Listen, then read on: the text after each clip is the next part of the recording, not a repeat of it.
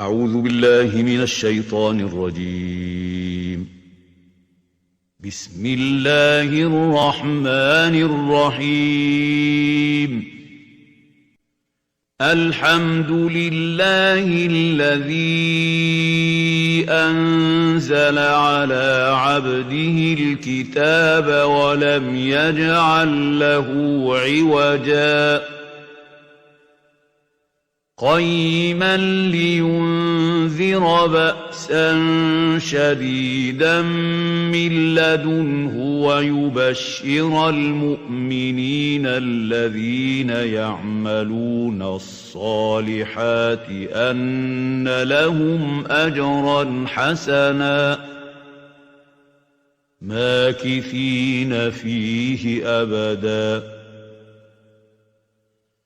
وينذر الذين قالوا اتخذ الله ولدا ما لهم به من علم ولا لآبائهم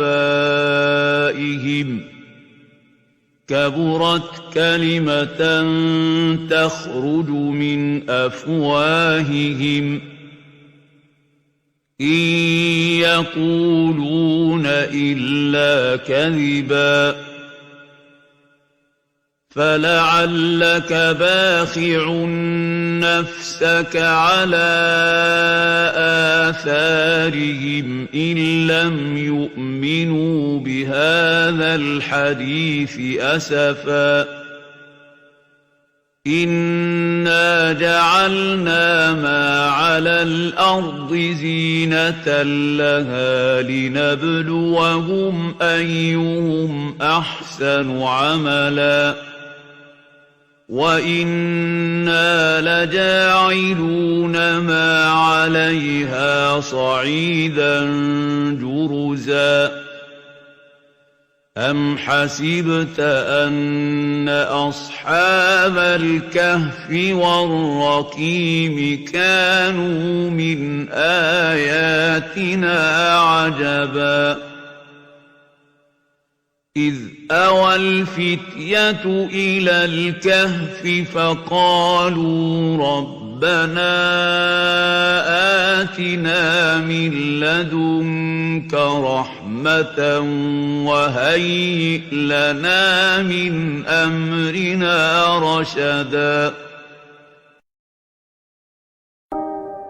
اللهم أنت ربي لا إله إلا أنت خلقتني وأنا عبدك وأنا على عهدك ووعدك ما استطعت أعوذ بك من شر ما صنعت أبوء لك بنعمتك علي وأبوء بذنبي فاغفر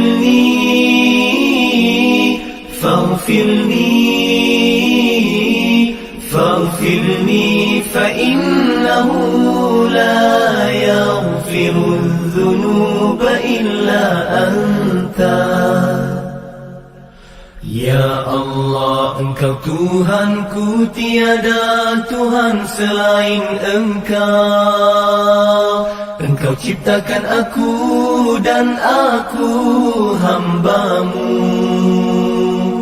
dan aku berada dalam janji-Mu menurut kemampuanku. Aku berlindung denganmu daripada kejahatan yang kulakukan. Aku sedari. بسم الله الرحمن الرحيم. وقالت اليهود عزير بن الله وقالت النصارى المسيح ابن الله ذلك قولهم بأفواههم يضاهئون قول الذين كفروا من قبل قاتلهم الله أنى يؤفكون اتخذوا أحبارهم ورهبانهم أربابا من دون الله والمسيح ابن مريم وما أمروا إلا ليعبدوا إلها واحدا لا إله إلا هو سبحانه عما يشركون يريدون أن يطفئوا نور الله بأفواههم ويأبى الله إلا أن يتم نوره ولو كره الكافرون والذي أرسل رسوله بالهدى ودين الحق ليظهره على الدين كله ولو كره المشركون يا أيها الذين آمنوا إن كثيرا من الأحبار والرهبان ليأكلون أموال الناس بالباطل ويصدون عن سبيل الله والذين يكنزون الذهب والفضة ولا ينفقونها في سبيل الله فبشرهم بعذاب أليم يوم يحمى عليها في نار جهنم فتكوى بها جباههم وظهورهم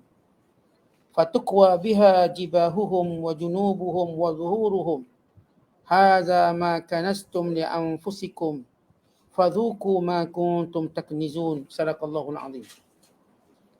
Maksudnya, dan orang-orang Yahudi berkata, Uzair ialah anak Allah. Dan orang-orang Nasrani berkata, Al-Masih ialah anak Allah. Demikianlah perkataan mereka dengan mulut mereka sendiri. Iaitu mereka menyamai perkataan orang-orang kafir dahulu. Semoga Allah binasakan mereka. Bagaimana mereka boleh berpaling dari kebenaran?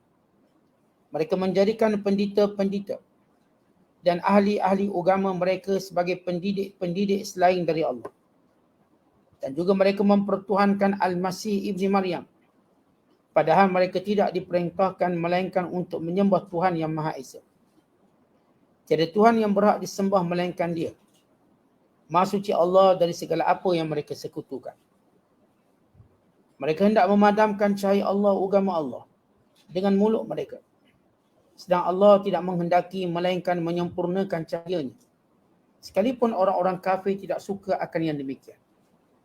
Dialah Allah yang telah mengutuskan Rasulnya Muhammad dengan membawa petunjuk dan agama yang benar, agama Islam, untuk dimenangkan dan ditinggikan atas segala agama yang lain. Walaupun orang-orang musyrik tidak menyukainya. Wahai orang-orang yang beriman, sesungguhnya banyak di antara pendeta-pendeta dan ahli-ahli agama, Yahudi dan Nasrani, memakan harta orang ramai dengan cara yang salah. Dan mereka menghalangi manusia dari jalan Allah, agama Islam. Dan ingatlah, orang-orang yang menyimpang emas dan perak, serta tidak membelanjakannya pada jalan Allah, maka khabarkanlah kepada mereka dengan balasan azab seksa yang tidak terperi sakitnya. Iaitu pada hari dibakar emas perak dan harta benda itu dalam neraka Jahannam. Lalu diselar dengan dahi mereka dan rusuk mereka serta belakang mereka sambil dikatakan kepada mereka, inilah apa yang telah kamu simpan untuk diri kamu sendiri. Oleh itu rasalah azab dari apa yang kamu simpan itu. Masih lagi kita berada dalam penafsiran surah Taubah, surah yang ke-9, juzuk yang ke-10, pada ayat yang ke-30 sehinggalah ayat yang ke-35. Kalau ayat-ayat sebelum ini, Allah Ta'ala menjelaskan kewajiban memerangi pada penyembah berhala dan kewajiban memerangi ahli kitab, yakni golongan Yahudi dan Nasara. Dan sebagaimana kita jelaskan, perintah memerangi bila mana mereka mengancam Islam, bila mana mereka menghina Islam, bila mana mereka melakukan gerakan-gerakan yang meragukan untuk menjatuhkan dan menyerang Islam, sama ada daripada luar ataupun daripada dalam. Maka bagi menyekat fitnah kekufuran itu, maka Allah Ta'ala memerintahkan supaya diperangi mereka.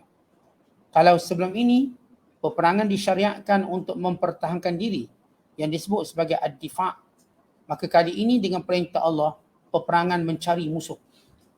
Sehingga musuh tidak lagi mampu untuk menyebarkan kebencian dan kejahatan. Dan menyebarkan provokasi-provokasi ke arah kebencian menanam benih-benih kebencian kepada Islam tanpa asas dengan melakukan pembohongan dan dakwah. Kerana itu jawapan bagi setiap kedengkian, jawapan bagi setiap permusuhan ialah peperangan. Namun sebagaimana yang kita sebut, peperangan dalam Islam ada dasar dan etika, ada akhlak dan ada tempoh, ada sebab-sebabnya, dan bagaimana Islam memimpin semuanya dengan cara yang sempurna. Maka Allah menyebut sebab kenapa diperangi ahli kitab. Maka Allah menyatakan, waqalatil yahud, berkata Yahudi, Uzair ibn Allah, Uzair itu anak Allah. Waqalatin nasara, dan berkata Nasara, Al-Masih ibn Allah, Isa itu anak Allah.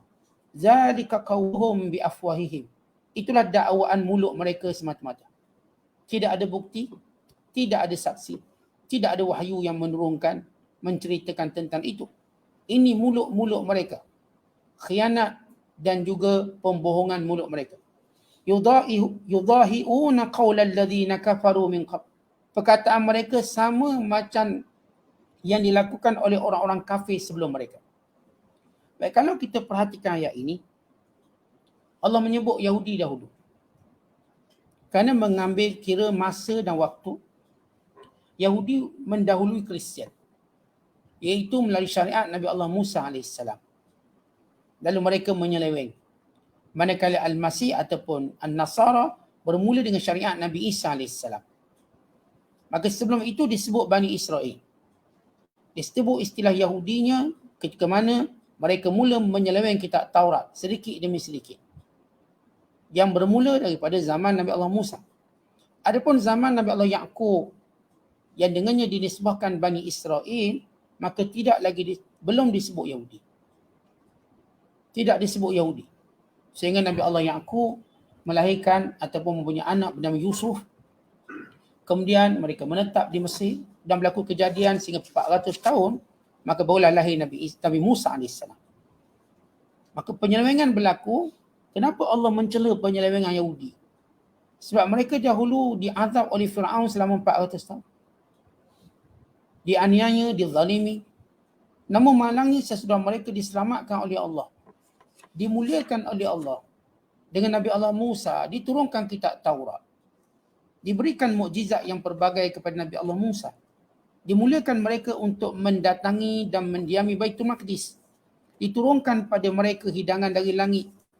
Dan juga pelbagai nikmat-nikmat yang lain seperti teduhan di musim panas, di padang sesak, di padang Sinai, serta manisan-manisan yang Allah turunkan dari langit. Namun semuanya itu langsung tidak pernah menguatkan iman mereka. Patutnya tengok benda ajaib, benda pelik, iman jadi kuat. Tapi tidak bagi Yahudi. Dan tidak bagi mereka yang memperkecilkan perintah Allah Ta'ala. Apapun yang berlaku tidak akan menambahkan iman. Hatta kalau turun malakul maut pun iman mereka tak bertambah. Sebab kejahatan dan kerana penyelewengan yang mereka lakukan.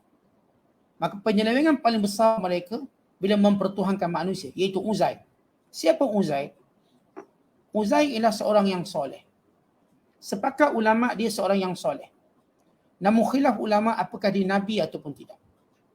Dan kisah Nabi Allah Uzair AS diceritakan oleh Allah dalam surah Al-Baqarah ayat 259.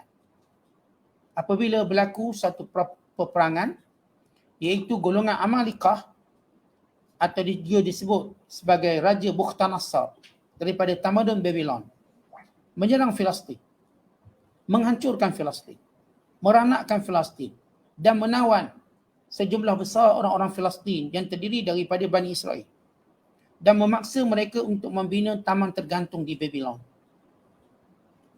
Lalu Nabi Allah Uzair berjalan di kota yang sudah hancur. Kota yang dah hancur. Kemudian Nabi Allah Uzair bertanya, "Anna yuhyi hadhihi Allah ba'da mautiha?" Dengan segala kehancuran, dengan mayat yang bergelimpangan, bagaimana nanti Allah akan menghidupkan ini semua?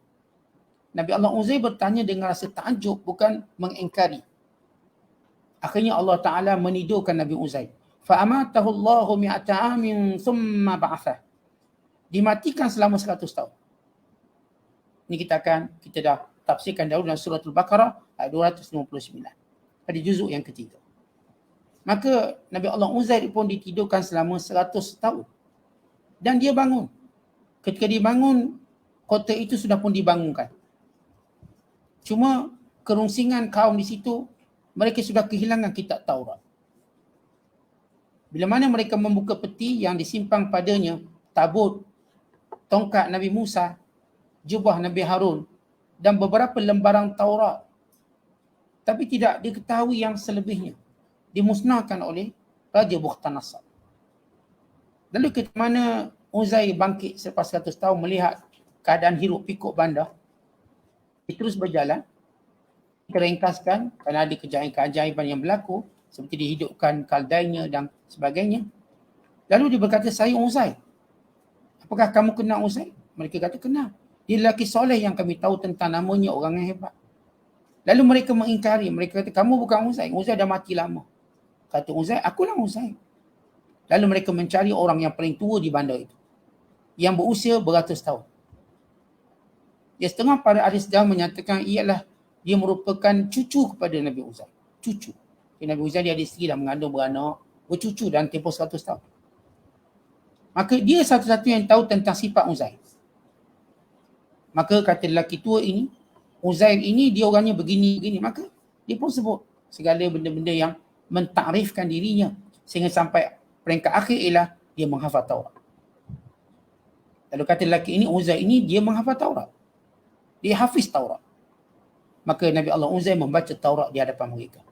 Dan ini menggembirakan mereka kerana mereka dapat melengkapkan Taurat yang hilang. Maka mula pemujaan kepada Uzair sehingga mengangkatnya menjadi Tuhan.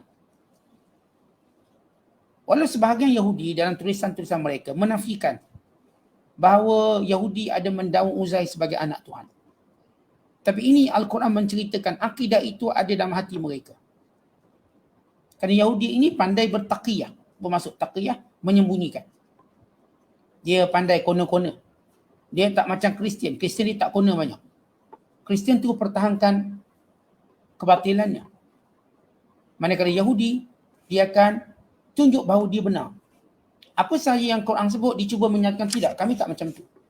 Lalu bila ayat ni dibaca, mereka kata kami tak macam tu sebahagian. Setengah pengkaji Yahudi kata yang mendakwa Uzair anak Tuhan, kelompok ini sudah pun pupus. Inqaradu. Setengah berkata mereka ini daripada Yaman, Yahudi Yaman. Kerana ada beberapa Yahudi tidak mau berhijrah ke Palestin sampai hari ini. Antaranya ialah Yahudi Yaman. Dan di sisi orang Yahudi, mereka menganggap Yahudi Yaman dilaknat oleh Allah. Mereka tidak mau berhijrah ke Palestin.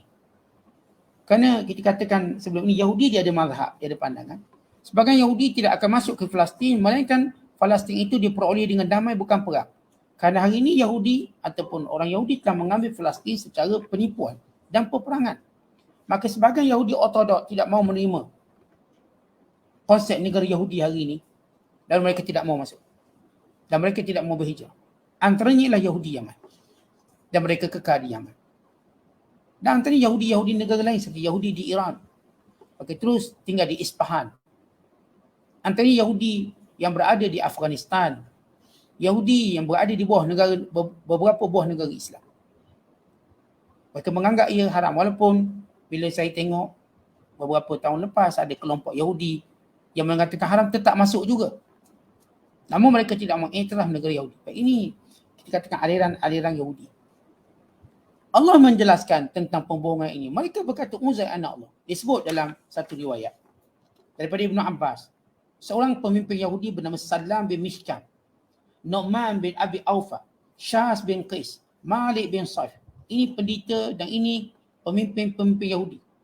Mereka bertemu dengan Nabi Muhammad sallallahu alaihi wasallam sambil berkata, "Kaifa nattabi'uka wa qad tarakta qiblatana?" Macam mana kami nak beriman denganmu wahai Muhammad? Kamu telah mengalih kiblat. Katakan Baitul Maqdis, kenapa alih kepada Masjidil Haram? Wa anta la taz'umu anna Uzairan ibn Allah. Dan kamu juga tidak beriktikad bahawa Uzair anak Tuhan. Uzair itu anak Tuhan kata mereka. Tapi kamu tak kata macam tu. Apa yang disebut Yahudi sama macam Kristian. Mereka menolak Nabi SAW, bahkan menolak umat Islam hanya kerana orang Islam tidak mau berkata Isa itu anak Tuhan. Maka Allah Ta'ala menjelaskan. Orang Yahudi berkata Uzair anak Allah.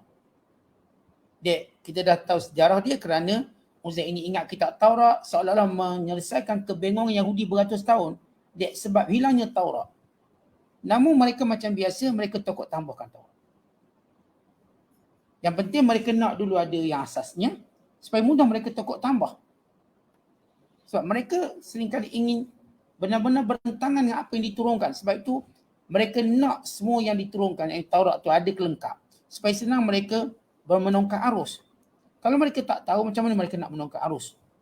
Ini sifat Yahudi yang jahat. Kemudian Allah menyebut Kristian, menyatakan Masih anak Allah. Allah menyebut tentang kedua-dua mazhab dan akidah ini tidak ada dalil. Mereka tidak ada dalil, itu cuma dakwaan mulut. Dan mereka menyamai orang kafir dulu. Tuan-tuan, kita tahu sirah atau konflik sebenar asalnya ialah antara Islam dengan penyembah berhala. Ini asal. Sehingga Nabi Allah Nuh mendoakan kemusnahan semua penyembah berhala. Waktu itu tak ada Kristian, tak ada Yahudi. Yang ada cuma agama Tauhid melawan agama penyembah berhala. Bukan disebut dalam hadis akhir zaman, nanti bila Nabi Isa AS wafat dan umat Islam wafat, maka agama berhala ada balik. Manusia kembali menyembah berhala. Ketika hari di mana Kaabah diruntuhkan. Ini selepas Nabi Isa wafat. Dan selepas orang Islam wafat semuanya, tidak ada lagi orang Islam, cuma ada penyembah berhala. Waktu itulah didirikan atau berlakunya kiamat. La taqumus sa'ah illa ala syirarin nas. Tidak akan berlaku kiamat melainkan kepada orang yang jahat-jahat.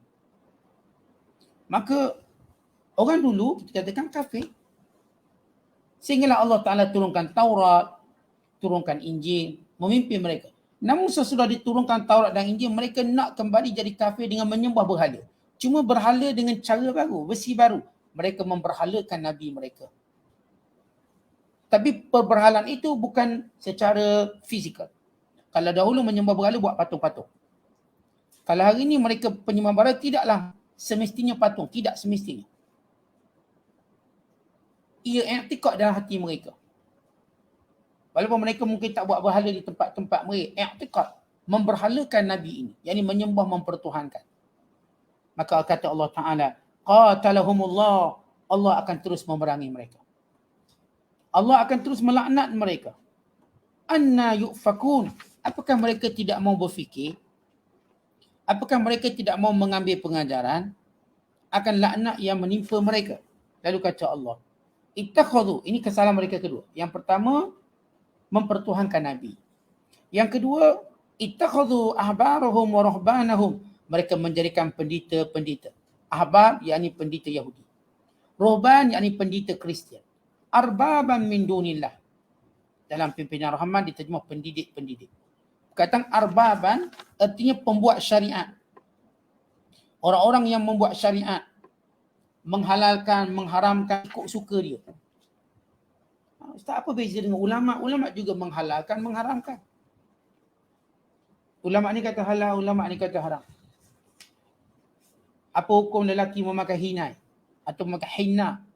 Yang ni kata haram, yang ni kata boleh. Misalnya, bukankah ini persis seperti Yahudi yang menghalalkan, yang mengharamkan seperti pendeta? Jawapannya tak sama. Kerana para ulama Islam, waktu mana mereka memberi fatwa, mereka berdalilkan pada Quran dan hadis. Dan mereka cuba memahaminya semaksimum mungkin untuk mengetahui hukum. Sebab itu, bila sebut hukumnya haram. Wa ma daliluka ala dhalika? Apa dalil kamu? Wa daliluna qawluhu ta'ala wa daliluna hadithul ladzi akhrajahu al-Bukhari. Adapun dalil kami apa yang Allah sebut dalam Quran, adapun dalil kami sebagai hadis yang dikeluarkan oleh Imam Bukhari, sekian. Adapun orang Kristian, kalau kita kata wa ma dalilukum ala dzalik? Wa ma burhanukum? Apa dalil kamu? Aku nak kata haram. Aku nak kata halal. Kami yang buat syariat. Kita tuan-tuan ulama-ulama Islam, mereka tak buat hukum. Mereka beritahu hukum. Mereka bukan buat kerja Tuhan. Mereka menyampaikan perintah Tuhan. Itu beza ulama-ulama Islam. Sebab itu ulama-ulama Islam, hukum yang kena pada orang awam juga hukum kena pada dia. Tidak ada bezanya. Haram bagi orang awam, haram juga bagi ulama. Halal bagi orang awam, haram juga bagi ulama. Tak ada untuk orang awam diharamkan, untuk dia dihalalkan. Tidak. Maka Allah menyatakan, antara jenayah mereka kedua, kenapa mereka perlu diperangi? Sebab mereka dah merosakkan sistem akidah dan kepercayaan. Pertama, mempertuhankan manusia. Itu pertama. Yang kedua, bahawa para ulama mereka yang membuat syariat, bukannya Allah. Kata Allah Subhanahu Wa Taala, wal Masih ibn Maryam, dan juga mereka menjadikan Masih ibn Maryam sebagai Tuhan. Allah ulang balik. Baik, bukankah Allah dah sebut pertama? Kenapa Allah ulang kali kedua? Untuk menunjukkan bahawa orang Kristian lebih menampakkan diri mereka mempertuhankan Nabi Isa berbanding Yahudi. Yahudi mempertuhankan Uzair tapi tidak menampakkan. Tapi Kristian benar-benar. Sebab itu setiap dakwah mereka mesti kata Jesus. Dan kita dah sebut semalam, orang-orang yang menyekutukan Allah sebenarnya mereka tidak menyembah Allah sama sekali. Bahkan mereka menyembah sekutunya. Sebab itu orang Kristian lebih percaya Jesus pada Tuhan itu sendiri. Lebih sayang pada Jesus berbanding Tuhan itu sendiri. Lebih meletakkan nilainya pada Jesus pada Tuhan itu sendiri. Kenapa? Kerana untuk Jesus mereka meletak perkataan sesuka hati mereka. Tidak untuk Tuhan. Maka ini antara penyelewengan Kristian dan Yahudi. Sedangkan kata Allah, wa ma umiru, semua agama ini sebelum ini telah diperintahkan untuk menyembah Allah yang satu. Menyembah Allah yang satu. Mengikut kajian agama. Bila asalnya Nabi Allah Isa AS disebut anak Tuhan dengan maksud sebagai Al-Mukarram. Sebab dalam kitab Bible, perkataan anak Tuhan digunakan bukan kepada Nabi Isa sahaja. Bukan kepada Nabi Ilyas, Nabi Ilyasa. Bukan kepada setiap pada pencipta Allah disebut anak Tuhan. Kerana anak dalam maksud di situ ialah iaitu hamba yang dimuliakan. Golongan Qudama, orang-orang terdahulu Kristian dahulu, waktu mereka menyebut Isa anak Tuhan bukan bermaksud anak, tapi bermaksud hamba yang disayangi. Kata kita dalam budaya kita, atau budaya Melayu pun. Anak orang lain pun kita mungkin panggil anak kita untuk tunjukkan kasih sayang. Sini nak, sini, mari kat pakcik, mari kat abang, mari kat ayah, mari kat daddy. Kita panggil. Ya, kalau saya hidup dalam masyarakat Arab, mereka panggil kita anak ya bunai, ta'ala ya bunai. Anakku sini. Apakah maksud anak dia? Bukan. Kita orang Melayu. Kenapa dipanggil ya bunai? Maksud dimuliakan. Wahai anakku, syafaqah, kasih sayang. Bila Allah memanggil Nabi-Nabi dengan nama anak Tuhan, yang saya katakan dalam kitab Bible, bukan sekadar Isa anak Tuhan, Ilyas anak Tuhan, Ilyasa anak Tuhan, bukan hamba soleh sebagai anak Tuhan, yang memberi maksud hamba-hamba yang disayangi. Maka ini memang pun digunakan dalam perbualan kita.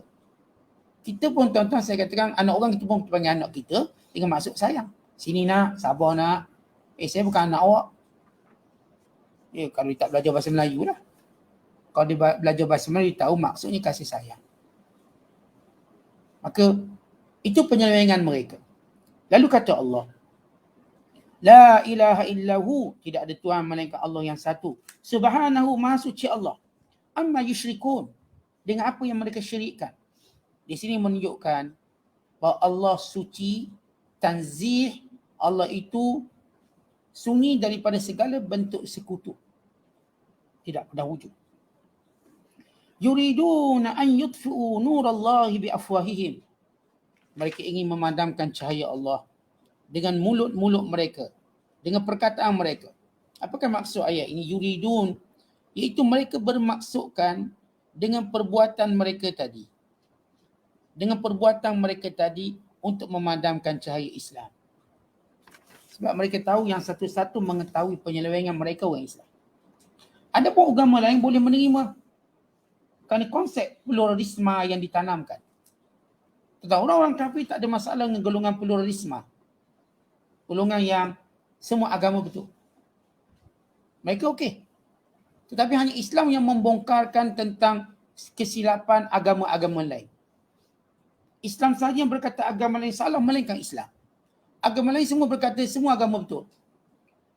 Akhirnya mereka mendidik kononnya atas nama harmoni. Semua agama betul. Nak gaduh buat apa? Tuan-tuan, bila kita sebut agama lain salah, bukan bermakna kita bergaduh. Kita nak tunjuk kebenaran. Tak pernah Islam bila mengatakan Islam agama betul, kamu semua agama salah, maka kami bunuh semua. Maka di mana firman Allah, la ikraha fid din, tiada paksaan agama. Sebab bila kita sebut kebenaran, bukan maksud kita menghina orang. Contoh, 1 tambah 1, 2. Seorang jawab 3, seorang jawab 4. Saya kata 1 tambah 1, 2. 1 tambah 1 bukan 3, bukan 4. Adakah waktu saya kata dia salah, saya menghina dia? Tak, saya menyatakan kebenaran. Saya tak menghina. Sejak bila kita menyebut kebenaran dianggap menghina? Bila kita kata agama Kristian salah, agama Yahudi salah, agama Buddha salah, Kristian salah, apakah maksud kita menghina? Tidak, kita menjelaskan. Kalau kita ajar anak-anak kita ilmu matematik, saya sebut tadi 1+1 2, tiba ada seorang cikgu kata 1+1 8. Lalu kita kata, cikgu, kenapa 1+1 8? 1+1 itu 2. Misalnya, cikgu kata, apakah guru besar hina saya kerana saya beranggapan 8? Tak, ini bukan hina, awak ajar salah. Dan saya tak akan biarkan awak mengajar sekolah ini. Nanti saya beritahu PPD pindah awak sekolah lain. Ataupun awak mungkin ditarik balik lesen awak. Sebab awak ajar 1+1 8. Apakah waktu seorang cikgu membenarkan kesilapan cikgu yang lain, dia anggap menghina? Ia tidak menghina, ia memberitahu hal sebenar. Bila Islam kata agama lain salah, apakah bermaksud Islam menghina agama lain? Tidak. Islam menjelaskan agama lain salah. Untuk kamu tengok balik. Tapi mereka kononnya atas nama harmoni kaum, harmoni agama. Agama ni semua okey belaka lah. Apa nak salahkan, salahkan. Tak boleh ke kita duduk diam-diam?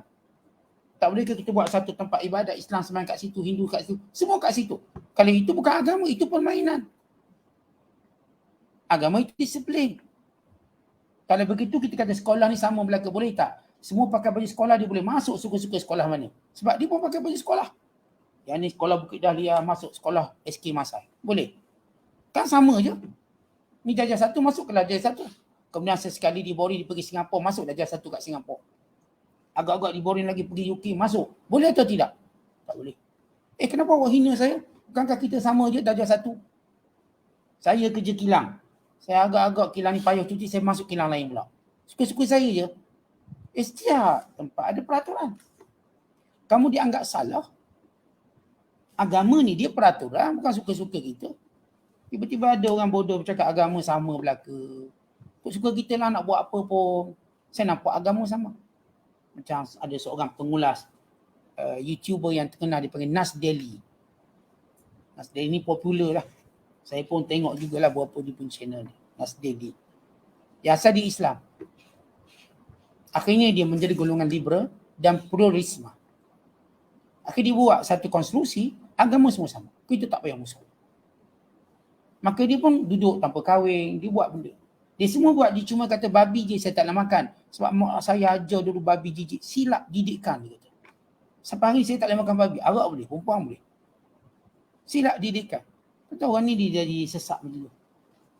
Ini yang kalau tuan-tuan biasa tengok YouTuber Nas Daily. Ini orang pluralisme ni. Yang menganggap semua agama sama. Ini kebodohan. Dia lupa dunia ini milik Allah. Allah yang menyatakan siapa betul, siapa salah. Bukan kita. Allah sebut inna dina indallahil Islam. Agama yang benar yang di sisi aku ialah Islam. Wa may yabtaghi ghairal islami dinan falan yuqbala min wa huwa fil akhirati minal khasirin. Orang yang mencari selain Islam sebagai agama, mereka akan rugi. Akhirat kelak mereka menjadi golongan-golongan yang paling celaka. Allah yang menjelaskan.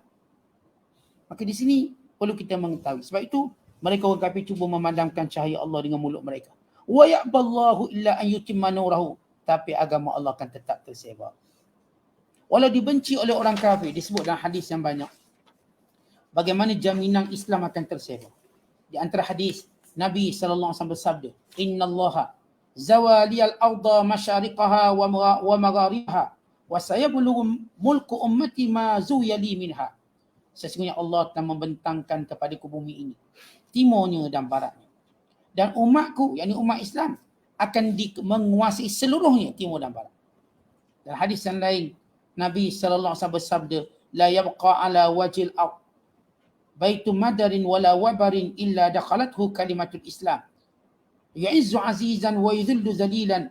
Imma yu'izzuhumullah fayaj'aluhum min ahliha wa imma yudhilluhum fayadinuna laha. Tidak akan ada di muka bumi ini sebuah rumah pun. Sama ada ia rumah batu ataupun khemah yang bergerak-gerak. Sama ada tempat tetap ataupun orang nomad yang berpindah ganda di hutan belantara, di padang pasir, di gunung ganang.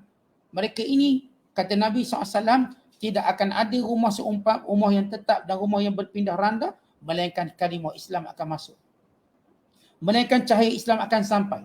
Memuliakan orang yang mulia, menghina orang yang hina. Sama ada Allah memuliakan mereka, maka Allah menjadikan dia Islam, atau Allah menghina mereka, mereka perlu tunduk pada Islam. Nabi sebut, takkan ada satu rumah melainkan cahaya Islam termasuk. Satu hari nanti kita akan tengok, tidak ada rumah atas muka bumi ini, melainkan salah seorang keluarganya Islam. Tengok dalam Presiden George Bush, anaknya Laura Bush memeluk Islam. Ini Presiden ataupun Perdana Menteri Britain Tony Blair, kakak angkatnya masuk Islam. Sehingga tidak ada orang, ini kita cerita yang hebat besar-besar. Mereka dalam rumahnya ada cahaya Islam. Ini keluarga yang menentang Islam teruk, dalam rumah tu ada seorang Islam. Akan ada. Ini adalah mukjizat dan ini adalah kebenaran yang baginda sallallahu alaihi wasallam menyebut. Dalam satu hadis Nabi menyatakan bahawa Islam ini akan sempurna sehingga seorang wanita boleh berjalan bebas daripada satu kawasan pada satu kawasan tanpa ada sebarang kebimbangan atau ketakutan, dan akan jatuh pembedaran Kisra bin Hurmuz. Ini Parsi pun akan jatuh. Dan sehingga harta itu diagihkan, tidak ada yang ingin menerima. Kemudian Allah Ta'ala menyatakan, Huwallazi, kerana dialah Allah. Arsala rasulahu, yang utuskan rasulnya Muhammad sallallahu alaihi wasallam. Bil huda, dengan petunjuk. Yani dengan Islam, wa dinil haq, dengan syariat. Liyudhhirahu ala dini kulli, kerana ia akan mengatasi yang lain-lain daripada segala cara hidup. Daripada segala sistem-sistem hidup. Daripada segala perkara-perkara yang menjadi pegangan hidup. Kata Allah Ta'ala. Ala dini kullih, yang mengatasi agama lain. Walau karihal musyrikun, walau dibenci oleh orang-orang kafir. Dalam ayat ini bila Allah Ta'ala menjelaskan, Allah yang menghantar Nabi Muhammad. Sebab itu ajaran Nabi SAW tidak mampu untuk dipadamkan kerana Allah hantar dia. Dan syariat ini Allah yang turunkan. Bahkan Allah turunkan syariat ini untuk diagungkan, bukan untuk dihina. Dan syariat Islam nanti akan nampak lebih berbanding agama lain. Sebab itu kita tengok dari satu aspek kehidupan. Kita boleh nisbahkan bank Islam, universiti Islam dan lain-lain. Tapi agama lain tak boleh nisbah pada agama. Tak boleh nisbah bank Hindu, bank Buddha, bank Kristian, bank Yahudi. Lemah. Melainkan nisbah yang lemah. Kita boleh letak sebagai universiti Islam. Dan semua benda yang nisbah dengan Islam begitu kuat sehingga disinonim menjadi salah satu gaya dan cara hidup. Tapi agama lain mereka terpaksa sekularkan, yang ini pisahkan, sehingga mereka tak mampu untuk mengambil agama nak ditempelkan pada setiap perkara. Kita boleh sebut ini makanan Islam, ini restoran Islam, kita boleh sebut ini pakaian Islam, ini masyarakat Islam, ini undang-undang Islam, ini universiti Islam, ini pembengkang Islam, ini cara kekeluargaan Islam, ini pendidikan Islam. Mereka gagal menisbahkan, melainkan orang akan lari. Dia kalau sebut ini agama universiti Hindu, orang tak masuk. Sebut universiti Hindu, tak masuk. Sebab orang nampak macam sempit lah. Oh, ini universiti Kristian, orang tak masuk. Sebab itu Barat, mereka tak berani menamakan universiti Kristian. Mereka tetap ini Oxford, Cambridge, sekian-sekian. Kenapa tak namakan universiti Kristian kalau agama kamu hebat? Tak berani. Tapi kita berani menamakan universiti Islam. Kita ada universiti Islam di Kuala Lumpur, kita ada universiti Islam di Afrika, kita ada universiti Islam di Sudan, kita ada universiti Islam di Pakistan. Ada. Dan banyak universiti Islam. Di Amerika pun ada universiti Islam. Dibuat. Akademi Islam dan sebagainya. Kita tak takut apa-apa. Dan anehnya universiti Islam ini orang kafir datang belajar. Orang kafir datang belajar. Mereka timba ilmu. Kerana mereka tahu keluasan Islam bagaimana. Pembengkang Islam.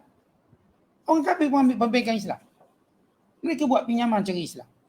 Tak ada masalah. Cuba buat pembengkang Hindu. Kita pun nak tengok berapa pelanggan. Ni penerbangan Islam. Ni yang buat penerbangan Islam, orang kafir. Penerbangan Islam. Yang buat pajak gada Islam, orang kafir.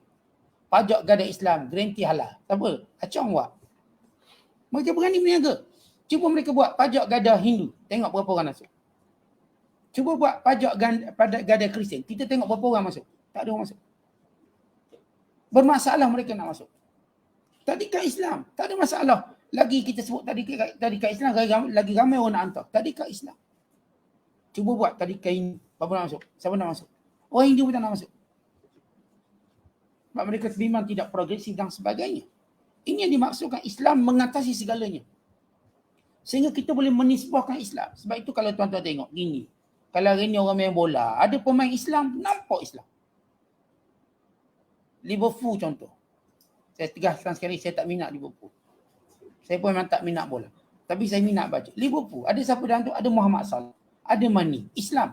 Orang nampak Islam. Padahal dalam tim yang sama ada orang Kristian. Dalam tim yang sama ada yang tak ada agama. Kenapa tak timbul benda tu? Kenapa timbulnya Islam ni? Baik kalau lah tim yang timbul pemain bola terkenal tapi tak akan dinampakkan agamanya. Ni Cristiano Ronaldo. Apakah nampak Kristiannya? Tak nampak. Nampak dia nombor 7 nampak. Sambil gelecek bola. Dah, go. Itu je. Lihat bagaimana Islam tu dia nampak. Kalau atlet Islam masuk Olimpik, orang pun nampak Islam. Atlet lain, orang tak nampak, orang nampak negara. Ini dia maksud Islam lebih tinggi. Sebab tu orang cuba cari kesalahan Islam. Berlaku keganasan, orang Islam buat. Orang kata ini Islam ganas. Berlaku keganasan, orang Hindu buat. Orang tak kata Hindu ganas. Kenapa? Mereka tak mampu nisbahkan diri mereka pada agama mereka. Lemah, lemah. Islam tidak. Orang akan cuba nisbahkan. Walaupun Islam tak ada kena-mengena keganasan. Tapi mereka cuba nak kata, ini pengganas Islam. Dan ini hebatnya Islam. Akan terus terangkat tinggi. Kan itu kadang-kadang orang Islam tu orang Islam fasik. Tapi dengan sebab dia, orang lain masuk Islam. Jangan kata orang Islam yang memang kuat agama. Yang fasik ni pun boleh dakwah orang. Kerana kehebatan Islam. Wallahu a'lam bishawab. Assalamualaikum.